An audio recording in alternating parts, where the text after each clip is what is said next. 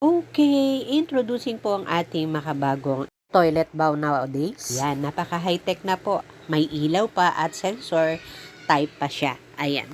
Pag tinap nyo po sa tagiliran, mag-o-open na po yung kanyang mga lid. And at the same time, kapag tapos na po kayo, ayan, itap nyo lang po uli siya at magko-close na po yung lid natin. So, para po maibigay pa sa inyo yung mga added features niya at mas special na features niya, eto na nga po ang ating high-tech na toilet bowl. Ayan. Ito po yung tinatap ng sa gilid using yung paa.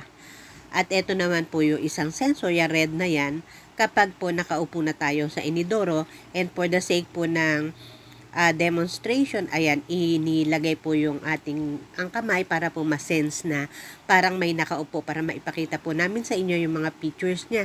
So, ayan, may ilaw po yan. Kung gusto natin optional, kung gusto natin may ilaw o wala.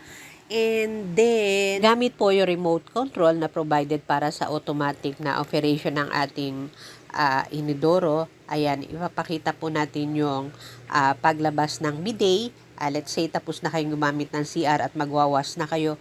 Ayan, pipindutin lang po doon sa remote yung bidet. And, ayan, lalabas na po yung tubig at magwawash na po siya. Makikita nyo po yung movement ng ating bidet. Ayan, so talagang assured tayo na thoroughly wash tayo after tayong gumamit ng bidet. And right after nga po ng magwash, so syempre kailangan nating mag-dry. Dati, gamit natin ng tissue para tayo mag-dry.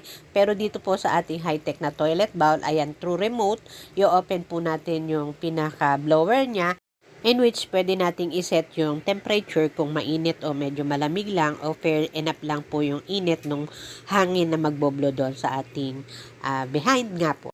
Okay, so ayan, nakita nyo po yung ating feature item for today. Ayan nga po yung ating high-tech na inidoro.